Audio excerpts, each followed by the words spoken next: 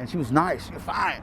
And she didn't have the money, and I gave it to her anyway. Well, he didn't do nothing to me, but he beat her. And later on, I got curious about the stuff, and she came at me again, and she skin popped me with the heroin. And my name is Carl James, and I'm working on being sober. You know, I was sober yesterday. I smoked some weed and had a drink today, so far. Well, I was born in Port Arthur, Texas, and I was raised by my grandparents at a young age, while my mother and father came to California and, you know, tried to find a job and a place for us to live. And when I was about 5 or 6, they came and got us and brought us to California in a pink Rambler. I remember that, pink Rambler. I don't know why, but, you know, it's just something that stayed with me all my life. And we moved to California in Gardena, I think it was 1965. And in my childhood, I thought I was normal, but there was some abuse going on that I didn't really know. I thought everybody's household did the same thing when they got spankings and stuff and whoopings and stuff for being bad or whatever.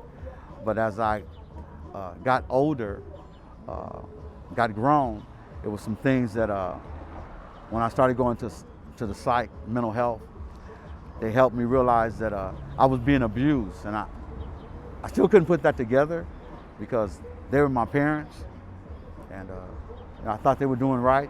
And as far as I know, they were doing right. And at that particular time when I got out and was dealing with my mental health, they helped me try to recognize some things that happened when I was young, as a child. And one of them was I used to get in trouble sometime in school. And I had a thing about not letting teachers or anybody outside of my family whip me or beat me. You know, and back in the 60s, teachers did that. They hit you with a ruler, or they took you in the back, or they sent you to the dean's office and they swat you, make you hold some books up and bend over and all that type of stuff. I just wasn't for that because my parents, at least my mom, she whooped me enough at home. So I thought no other grown-up could do that. So when they tried to discipline me at school, you know, I would throw books at them, chairs, and run. And one time I did that because the teacher I was real young, man. I was in Gardena. I never forget, I was in I think about first grade. And the teacher, I got 4 older sisters, well 3, but my auntie was raised with me too. And I'm used to women, you know, in their panties and, you know, stuff like that at a young age, because I got 4 older sisters. And she kept crossing her legs in front of me. So I didn't know anything about sex. All I knew was that, well, what color she got on today? So I get a friend, I'm looking, and she called the principal on me, and they sent me to the dean's office. They called my mom, and my mom pulled me by the ear, and she told me, and when I went home, she told me to go take a bath and go to bed. But while I was in there taking a bath, she came in with an extension cord, and she beat me up and down that tub, and I was flipping and flopping like a fish in water, not out of water. I was in the water, flapping and jumping and howling and screaming. And when I told that story to my psych, she asked me, was my parents still alive? I said, no. And she said, oh, thank God. I said, why? What happened? She said, because we would have to report her to, you know, district attorney's office for child abuse. I said, child abuse? She just gave me a whooping. Early in my life, my uncle, he used to sell heroin, and he was pimping the women in the valley.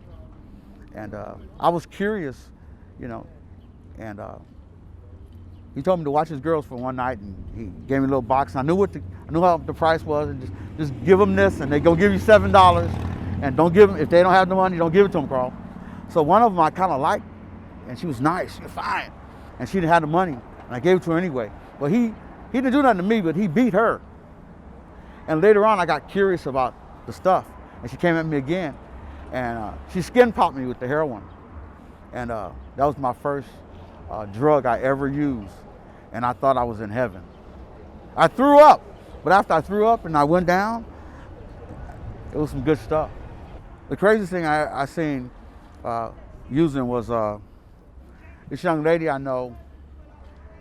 She took a hit, and took off all of her clothes and ran out to the street, started hollering and screaming, and did nothing happen. But the ladies on the block beat her up for taking off her clothes, and I thought that was really weird. And then because I was trying to help, she's my friend, they socked me upside my head. I still got the scar. Yeah, that was crazy.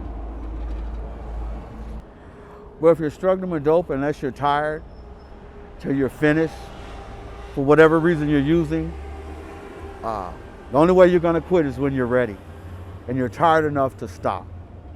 I'm not tired enough to stop right now because it helps me deal with life every day, for me. But when you're ready, you just have to stay with it. That's the best advice I can give you.